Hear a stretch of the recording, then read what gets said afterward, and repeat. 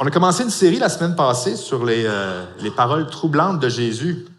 Différents passages, différents versets un peu durs parfois ou qui pourraient être mal interprétés.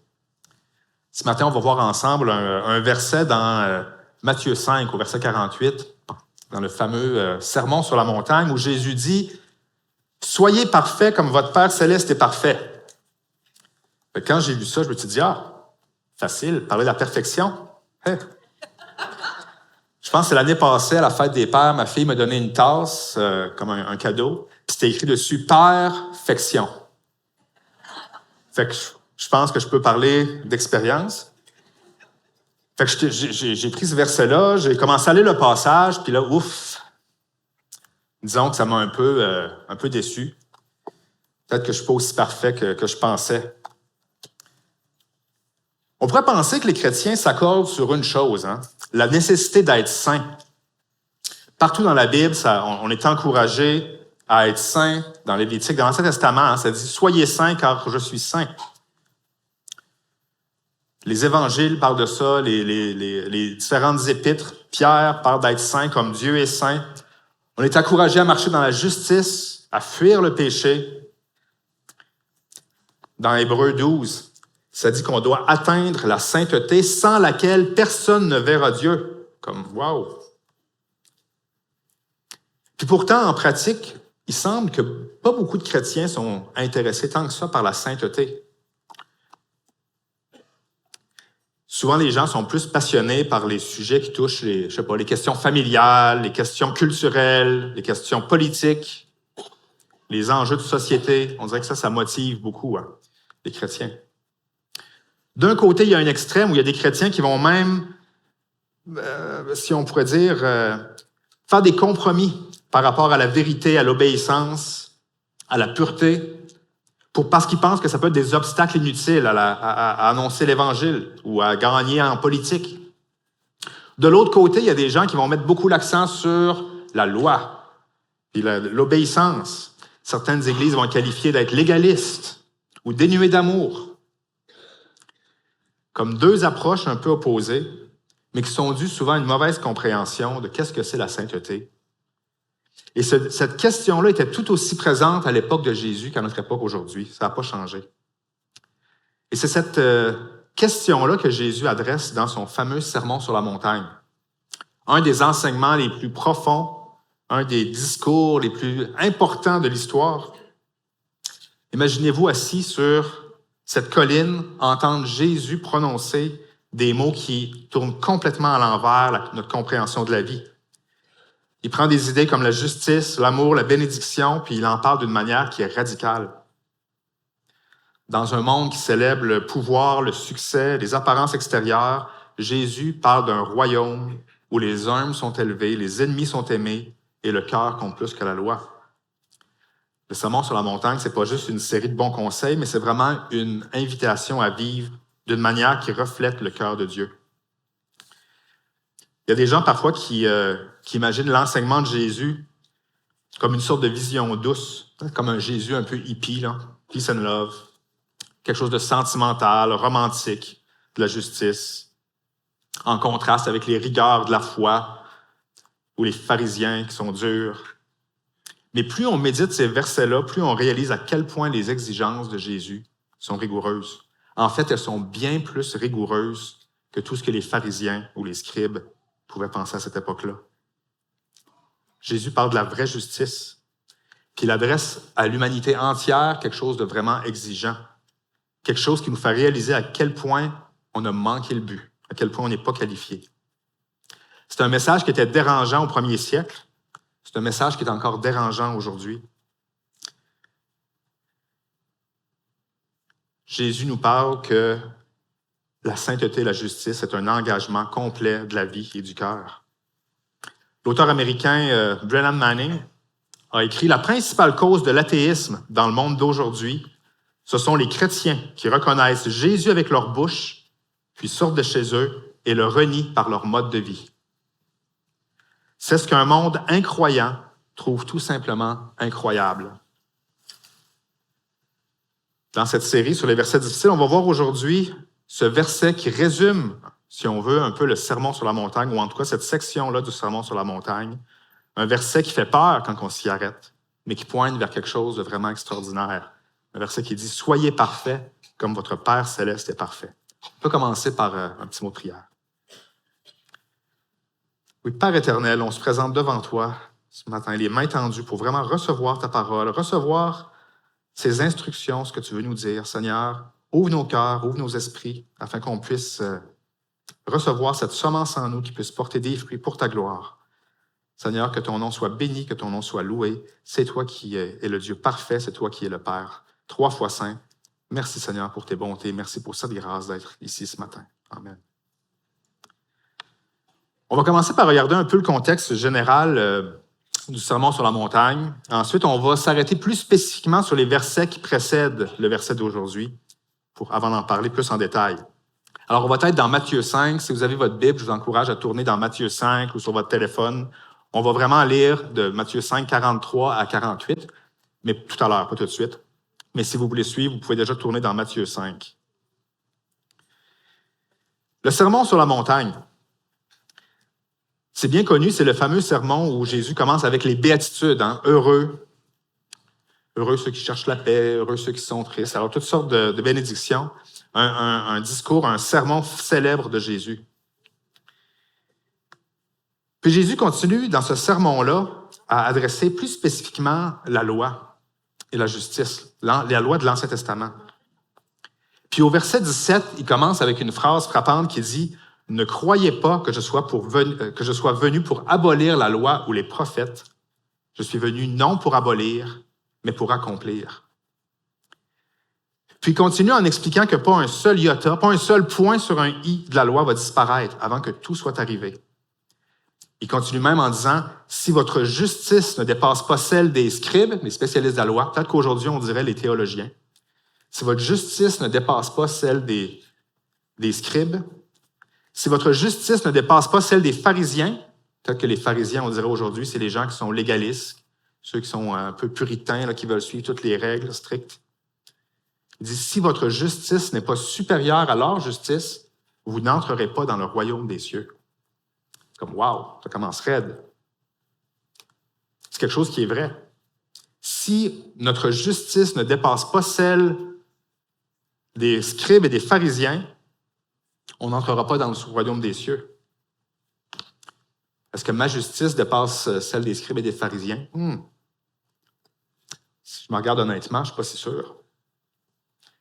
Puis en plus, il finit cette section-là, à la fin du chapitre, en disant « Soyez parfaits ». On lit ça, puis la réaction qu'on pourrait avoir, là, c'est comme « Come on, Jésus. Tu viens d'annoncer le royaume de Dieu. Tu viens d'annoncer la bonne nouvelle. Tu dis que une bonne nouvelle pour ceux qui sont pauvres en esprit, pour ceux qui souffrent, ceux qui ont faim et soif de justice. Puis là, tu nous dis « Ah, puis maintenant, en passant, vous devez être plus juste que les meilleurs des théologiens. Vous devez être plus juste que le plus strict des légalistes. En fait, vous devez être parfait comme Dieu. Sinon, vous n'entrerez pas dans ce royaume-là. » Wow! Comment est-ce que c'est censé être une bonne nouvelle? C'est la pire des nouvelles. Si on s'arrête à ça, on se dit comme, c'est impossible. Seigneur, qu'est-ce que tu me demandes là? Il y a des chrétiens parfois qui sont bien intentionnés, qui parlent de la loi et de la grâce là, comme des opposés vers le salut. Comme si l'Ancien et le Nouveau Testament étaient opposés. C'est un faux point de vue. Hein. Des fois, les gens voient la loi de Moïse, la loi de l'Ancien Testament, comme si c'était du légalisme. Mais Jésus vient ici corriger cette vision-là. Il vient corriger cette pensée un peu tordue pour nous montrer que même la loi que Dieu avait donnée dans l'Ancien Testament, c'était une bénédiction de Dieu. Puis il vient expliquer qu'est-ce que cette loi veut dire. Entre les versets 21 et 47, Jésus donne une série de 6 exemples. On ne va pas tous les regarder ce matin, mais je vous encourage vraiment à aller les lire. Matthieu 5, allez lire tout le chapitre, ça vaut la peine. Méditer sur ces exemples-là. Il donne 6 exemples de qu'est-ce qu'il veut dire par accomplir la loi. Qu'est-ce que ça veut dire avoir une justice qui est supérieure à celle des scribes et des pharisiens? C'est des séries. Hein? Chaque exemple commence par « Vous avez appris ceci, mais moi je vous dis cela ». Ces 6 exemples-là viennent nous montrer que l'obéissance extérieure, ça ne suffit pas. Mais il doit y avoir aussi une pureté intérieure. Sans entrer dans les détails, juste en résumé, ce qu'on voit dans ces passages-là, c'est que, par exemple, la colère ou le mépris, c'est équivalent à un meurtre. Jésus dit, vous avez appris qu'il était dit de ne pas tuer. Moi, je vous dis, si vous détestez quelqu'un, si vous haïssez quelqu'un, vous venez de commettre un meurtre. La personne qui vient de me couper en auto, puis que je suis comme « Ah! » Le Seigneur me dit, c'est un meurtre. Dans ta tête, dans ton cœur, tu viens de faire un meurtre. Le mépris. Je vois un politicien à la télévision qui dit quelque chose de ridicule. Je suis comme « Ah! Il est tellement comme ça, celui-là. » Dieu dit, c'est un meurtre. La convoitise, les pensées impures. Regarder une femme, la désirer, c'est de l'adultère. Regarder la pornographie, c'est de l'adultère. Le divorce, le remariage, à moins qu'il y ait de l'infidélité, le Seigneur dit c'est un adultère. Faire des serments, des promesses jurées pour rien ou sans tenir sa parole, c'est un faux témoignage contre Dieu. Il parle de la vengeance. Si vous vous vengez vous-même, si vous essayez de vous faire vous-même la justice, vous êtes en train de nier la justice de Dieu. Vous devriez à la place tourner l'autre joue. Puis un 6e exemple, il dit, vous ne devez pas juste aimer votre prochain, vous devez aussi aimer vos ennemis. Jésus fait un appel radical à la sainteté. Puis la justice qu'il exige, ce n'est pas juste de se conformer à des règles, c'est ça qu'il parle. Ce n'est pas juste les règles extérieures, les règles qui sont prescrites par la loi, les règles de la société. Il dit la vraie justice, c'est un engagement du cœur et de la vie. C'est l'amour, l'affection, l'adoration, la dévotion, la loyauté qui doit être affirmée de façon beaucoup plus forte. Jésus ne contredit pas Moïse quand il parle de ces lois-là. Ce n'est pas un enseignement nouveau qu'il est en train de dire. Il est en train de simplement corriger les mauvaises interprétations de la loi. Dieu n'a jamais eu d'autre norme pour l'humanité que la sainteté. Dans Lévitique, à plusieurs reprises, il le dit, « Soyez saints car je suis saint ». Est-ce que Dieu nous demande l'impossible? C'est la question. Regardons plus spécifiquement les versets qui précèdent cette section sur être parfait comme Dieu est parfait. Alors, dans Matthieu 5, à partir du verset 43, on va juste lire ensemble quelques versets qui nous parlent de la perfection dans l'amour. Alors, Matthieu 5, à partir du verset 43, ça dit « Vous avez appris qu'il a été dit, tu aimeras ton prochain et tu détesteras ton ennemi. Mais moi, je vous dis, aimez vos ennemis, bénissez ceux qui vous maudissent, faites du bien à ceux qui vous détestent et priez pour ceux qui vous maltraitent et qui vous persécutent, afin d'être les fils de votre Père céleste. En effet, il fait lever son soleil sur les méchants et sur les bons, et il fait pleuvoir sur les justes et les injustes. Si vous aimez ceux qui vous aiment, quelle récompense méritez-vous? Les collecteurs d'impôts n'agissent-ils pas de même? Et si vous saluez seulement vos frères, que faites-vous d'extraordinaire? Les membres des autres peuples n'agissent-ils pas de même? Soyez donc parfaits, comme votre Père céleste est parfait.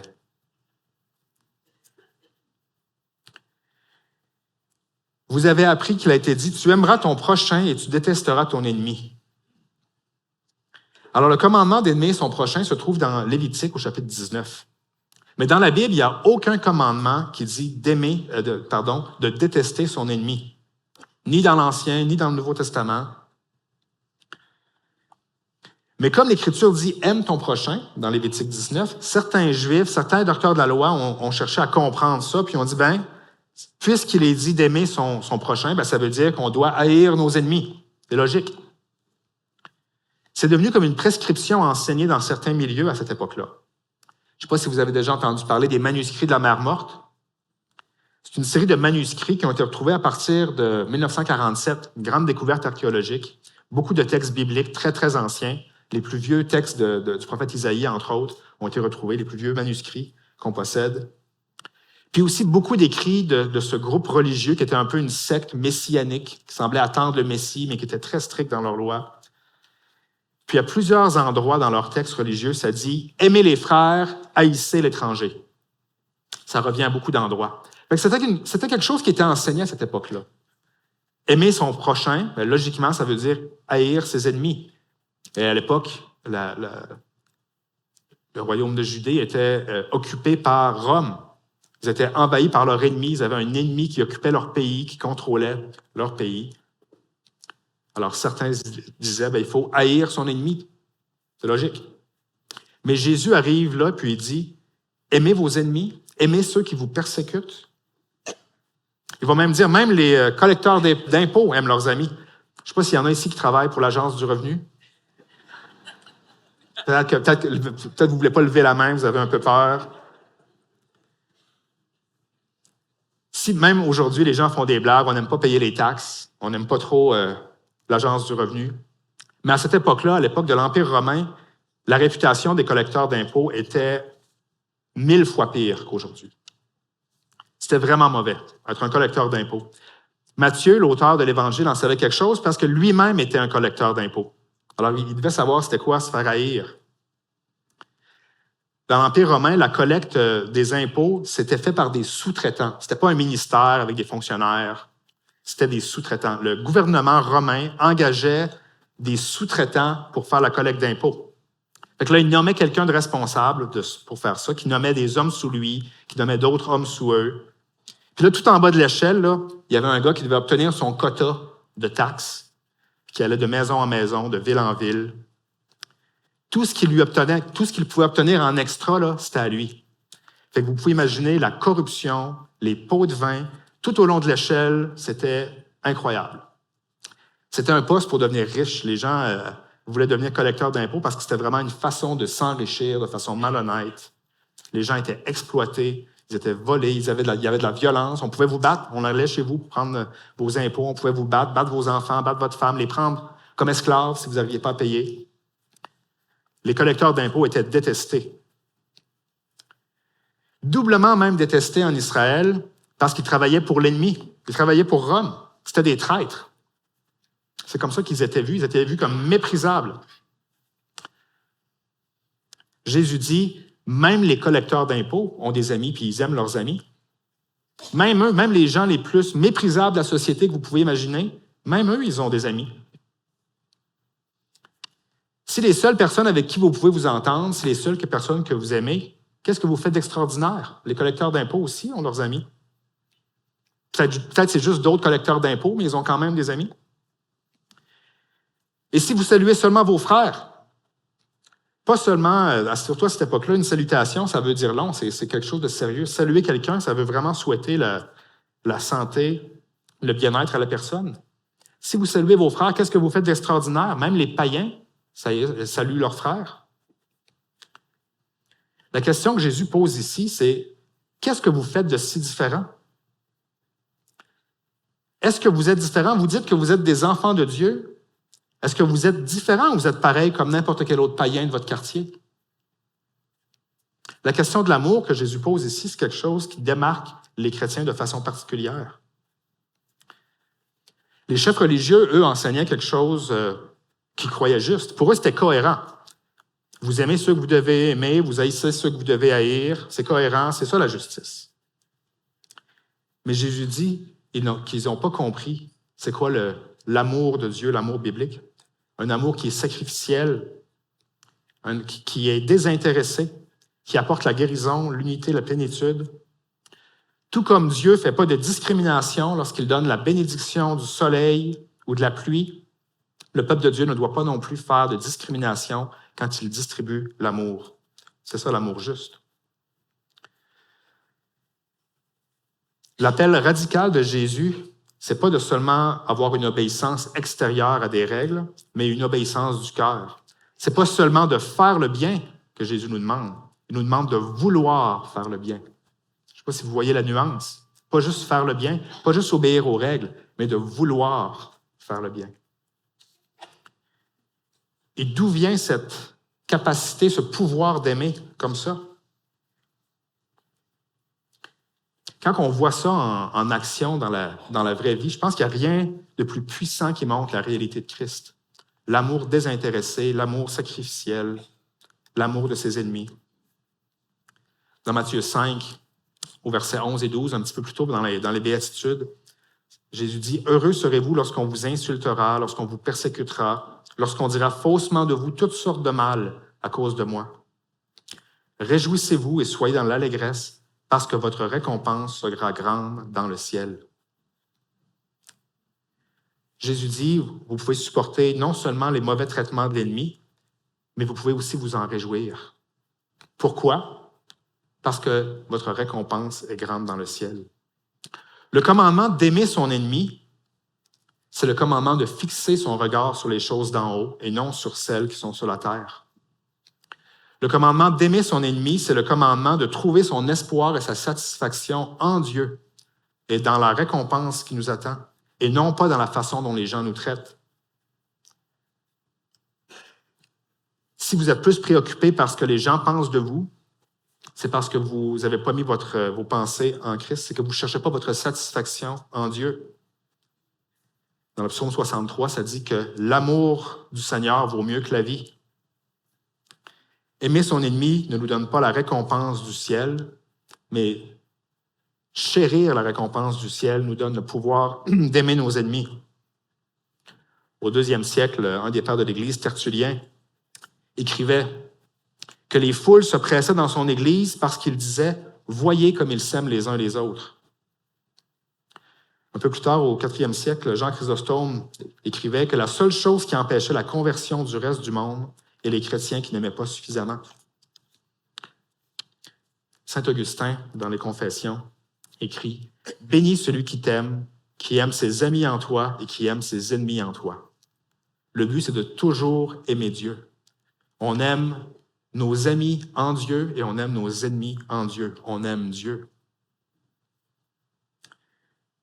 Puis 1 Corinthiens 13, un fameux passage utilisé beaucoup dans les mariages. « Quand je livrerai mon corps pour être brûlé et que je distribuerai tous mes biens pour la nourriture des pauvres, si je n'ai pas l'amour, cela ne me sert à rien. » L'amour doit être la source de notre perfection.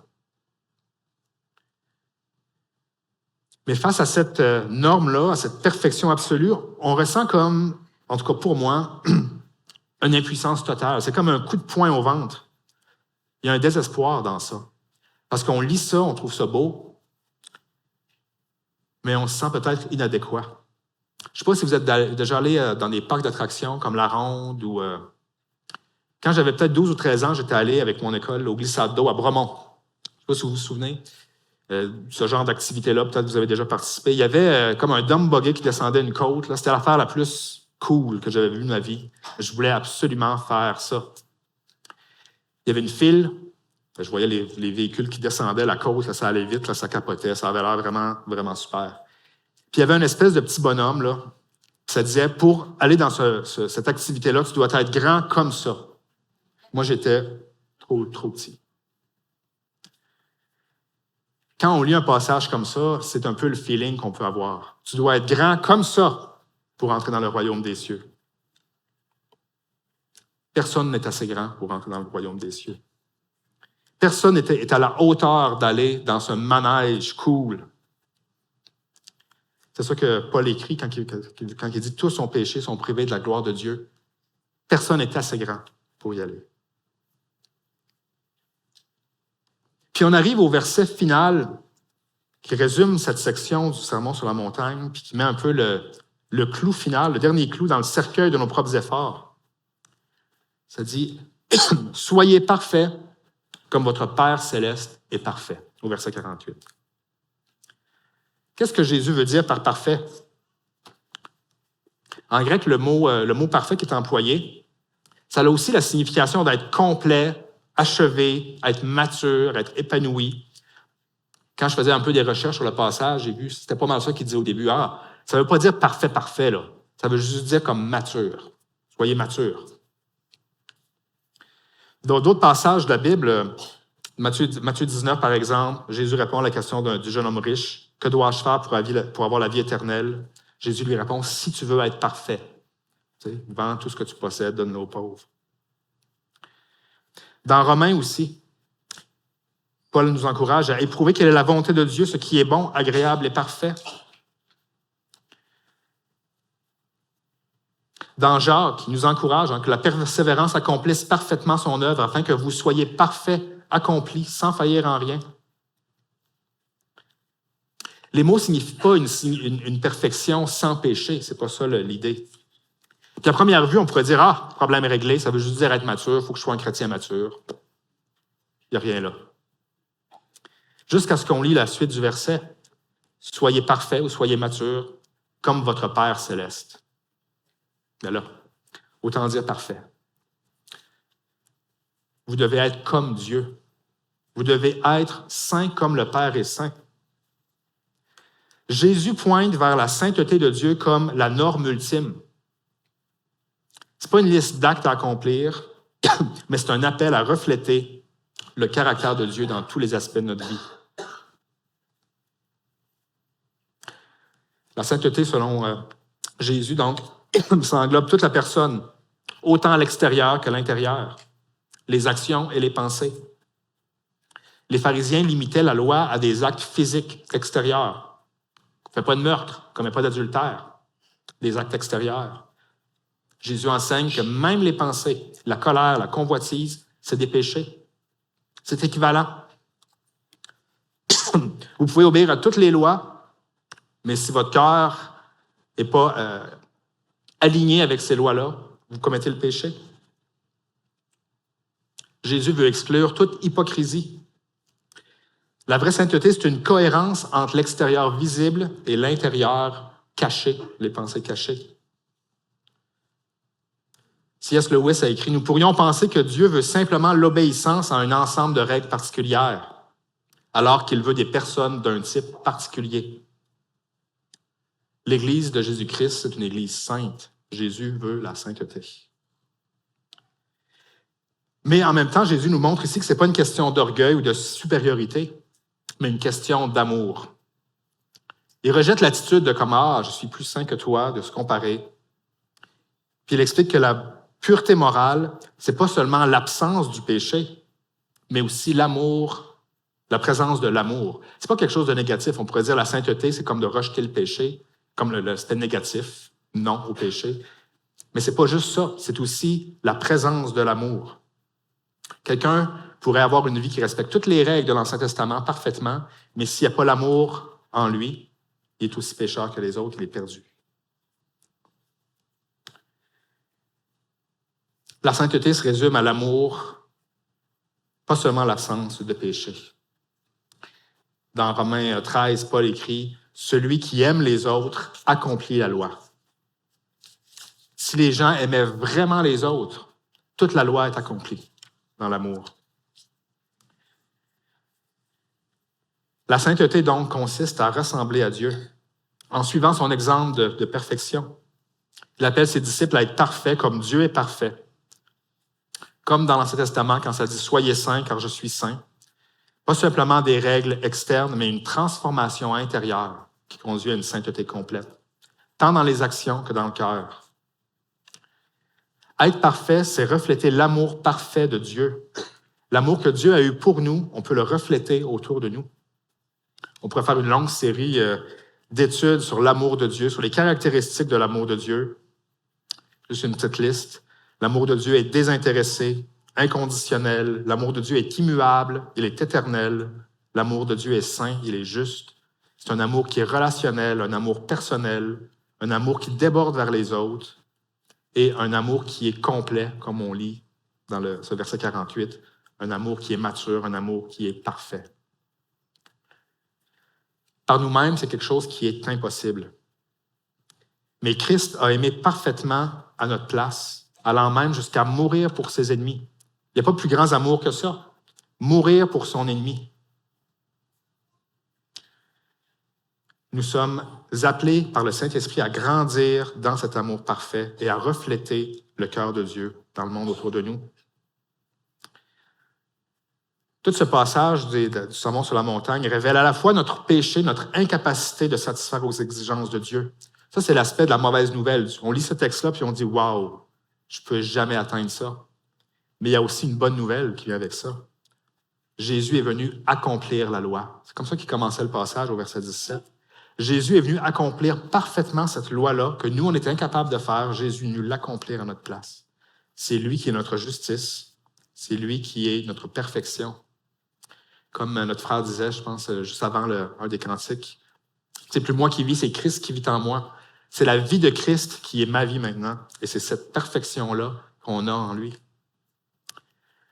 Jésus nous appelle comme nous sommes. On va à lui comme on est. Dans sa grâce, Jésus accueille tout le monde. Vous pouvez être pécheur, perdu, vous pouvez avoir fait les pires choses. Jésus vous aime, il veut vous accueillir. Il vous aime tellement qu'il a envoyé son Fils mourir pour vous. Puis lorsque vous allez à lui, il ne vous laisse pas comme vous êtes. Jésus vous transforme. Jésus nous transforme en son image. Il veut que nous soyons parfaits comme son Père. Pas comme un saint de l'ancien temps, un héros de la foi, un martyr. Pas comme un théologien ou un pharisien. Jésus veut qu'on soit parfait comme Dieu le Père lui-même. Les théologiens vont parler de 3 sortes de perfection chrétienne. Ils vont parler de la justification, qui est notre position en Christ. Alors, quand vous donnez votre vie à Jésus, Dieu ne voit plus vos péchés, il voit la justice de Christ. Il dit, votre position en Christ, c'est une perfection, ça s'appelle la justification. Vous êtes justifié devant Dieu. Il y a une perfection pratique qui s'appelle la sanctification, qui est en cours de route. Le Seigneur nous transforme, nous instruit, nous fait grandir. On fait des erreurs, on tombe, il nous relève, on continue, on grandit. Rendu possible par Christ, par la foi, on grandit. Et il y a aussi une perfection future qui nous attend, la glorification lorsque Christ va revenir et qu'on va être transformé en un clin d'œil, en son image, à avoir cette perfection parfaite de Dieu en nous. James Montgomery Boyce, un des commentaires que j'ai regardés, il explique que pour être parfait comme votre Père céleste est parfait, vous devez vous détourner complètement de vos propres efforts et recevoir à la place la perfection dont Dieu a déjà pris les mesures de vous fournir. Rien de ce que vous faites ne sera parfait. Seul ce que Dieu fait est parfait. Les seules choses parfaites comme Dieu, c'est ce que Dieu fait lui-même. Par conséquent, si vous voulez atteindre la perfection que Dieu exige, ça doit être le résultat de son travail en vous et pour vous. C'est ça la partie piège, le trick. Soyez parfait comme Dieu est parfait. Vous ne pouvez pas le faire vous-même. Bonne nouvelle, Dieu vous rend parfait. Dieu veut vous rendre parfait. Dans le psaume 18, David parle de la perfection à 2 reprises. Une fois de la perfection de Dieu, puis une fois de la perfection des hommes. Dans le psaume 18, au verset 30, ça dit « Quant à Dieu, sa voix est parfaite. La voix de Dieu est parfaite. » Puis 2 versets plus loin, David continue « C'est Dieu qui m'a ceint de force et qui a tracé ma voie parfaite. » Qui est Dieu? Dieu est celui qui est parfait. Qu'est-ce que Dieu fait? Dieu œuvre pour perfectionner les hommes pécheurs, les gens perdus qu'il est allé chercher. C'est lui qui nous conduit dans les sentiers de la justice à cause de son nom. Dieu trace un sentier parfait devant nous et il nous permet de marcher dans ce sentier-là en Jésus, en Christ, par le Saint-Esprit. C'est une voie qui est parfaite, qui est différente de celle du monde. Dieu nous demande de fuir le péché, de fuir la Babylone environnante, le monde corrompu, le monde décadent, immoral, idolâtre, déchu. Partout où le péché semble attrayant ou omniprésent, c'est Babylone. Et on est encouragé à fuir. Un des dangers des chrétiens de notre époque, où tout est devenu politique, c'est d'oublier de cultiver un regard vertical, puis d'avoir un espoir transcendant, un espoir en Dieu. Des gens, parfois, ont un regard plus horizontal. Ils veulent sauver leur nation ou la civilisation occidentale. Mais ce n'est pas à ça qu'on est appelé. On est appelé à la sainteté. On est appelé à regarder par en haut, à avoir un regard sur Christ et sur Dieu, et à marcher dans la justice et la sainteté. Et cette vie-là, c'est une vie, non pas par nos propres forces, mais au travers Christ, qui accomplit la loi et nous fortifie par son esprit. Matthieu 5, 48, soyez parfaits comme votre Père céleste est parfait. Ce n'est pas un commandement qui est destiné à nous écraser. C'est un commandement qui est là pour nous conduire à Christ. qui est le seul qui incarne parfaitement la sainteté de Dieu. J'inviterai les musiciens à s'avancer. Le passage qu'on a lu, ça parle d'aller au-delà du légalisme, au-delà de ce qui est requis. Jésus veut qu'on présente au monde une image d'une société où les lois ne sont plus nécessaires. Une société où chacun renonce à ses propres droits en faveur des autres. Une fenêtre sur le ciel. C'est rien de moins. C'est ce que l'Église devrait être. C'est ce que Jésus veut que l'Église soit. Une fenêtre qui offre un aperçu. Peut-être que c'est un aperçu limité, incomplet, fugace, mais un aperçu de la société parfaite qui nous attend. Il sait qu'on ne sera pas, comme société, jamais parfait de ce côté-ci du ciel, mais il nous appelle à viser cet objectif-là tout en reflétant les valeurs de Dieu notre Père. On peut choisir d'être saint parce que Dieu est saint. Ainsi, à chaque fois que vous refusez de jouer le jeu du monde avec les mots, et que vous cherchez plutôt la vérité, quand vous laissez votre oui signifier oui et votre non signifier non, vous créez une fenêtre vers le ciel ou un temps où les serments vont être obsolètes, où il y aura seulement la vérité. Chaque fois que vous refusez de vous venger, lorsque vous refusez de défendre votre propre honneur et que vous laissez plutôt Dieu vous justifier et que vous faites doublement du bien à ceux qui vous font du mal, vous peignez une image de perfection, un temps où la justice aura été rendue une fois pour toutes. Chaque fois que vous montrez de l'amour envers vos ennemis, vous tendez une bouée de sauvetage et d'espoir au monde qui dit « Dieu vous aime toujours, alors que vous étiez encore ses ennemis, il a envoyé son Fils mourir pour vous. » Il est encore temps de réparer votre relation avec lui, de vous assurer de vivre éternellement avec lui. Et chaque fois que vous prenez l'appel radical de Jésus d'être parfait comme votre Père céleste est parfait, vous offrez un aperçu d'un monde différent, un monde où les lois sont plus nécessaires, un monde qui est possible grâce à Jésus, au cœur nouveau qu'il nous donne, à son esprit.